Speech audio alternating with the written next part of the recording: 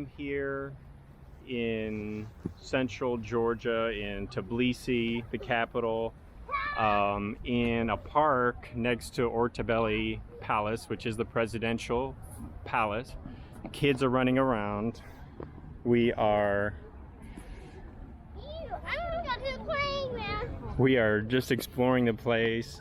Eden, there's a playground right over there, buddy. I know. I want them. Okay, you want to keep them here for now? Okay. So I did want to talk a little bit about the crime rate in Georgia, and we're certainly not experts on Georgia at this point. We've only been here for one day, less than one day, but it does feel very safe, very clean.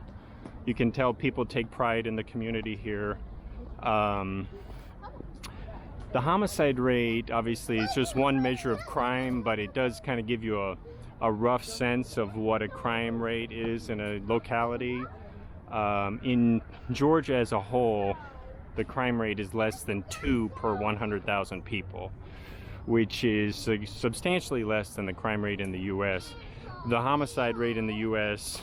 Traditionally was about 4.5 per 100,000 in the last several years. So the crime rate in Georgia is about 1/4 in terms of the homicide rate. It's about 1/4 what you have in the U.S., which doesn't really make any sense when you think about the traditional explanations that we have that are kind of handed down to us from academics and politicians.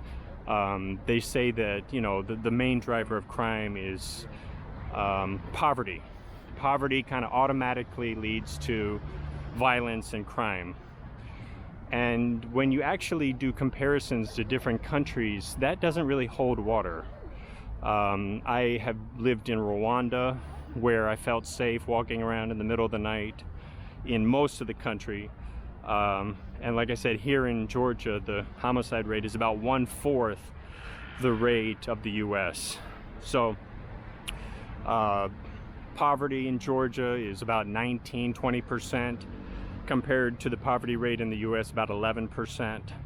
So substantially more poverty here. And in terms of nominal income, the U.S. nominal income is about $65,000 per capita. Here in Georgia, it's about $4,000 per capita, which is less than half the world average of about $11,000 per capita. So if poverty actually did automatically cause crime, you would expect to see substantially more crime in Georgia than what you see in the U.S., and more violence, more homicides, and that's the opposite of what you actually do see.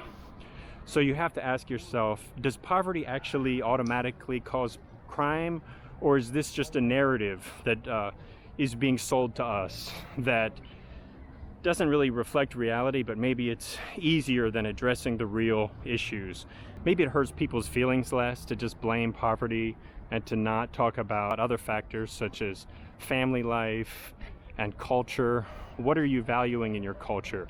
Do you have music and entertainment that kind of celebrates violence and celebrates crime, or do you have a culture that focuses more on family life and a solid work ethic?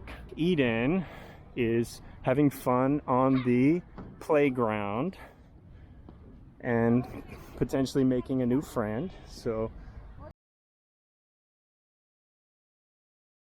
directly ahead of us now is the presidential palace, right across from this park.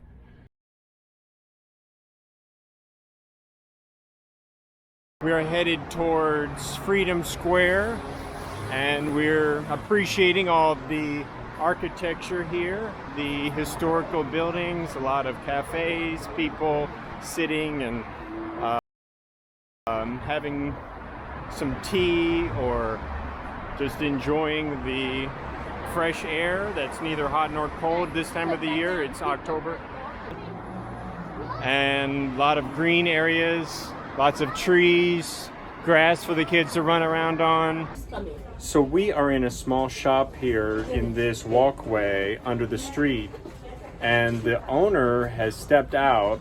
We were here a few minutes ago and she was here. Apparently she stepped out, left the door open, and is not at all concerned that somebody might come in here and thieve from her.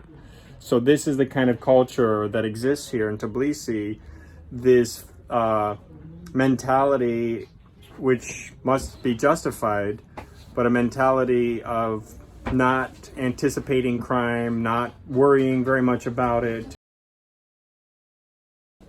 Big. No, I can't seem to find the shoe, so I'm coming back for that 38, the one you saw. Okay, 1 minute each cup. Okay.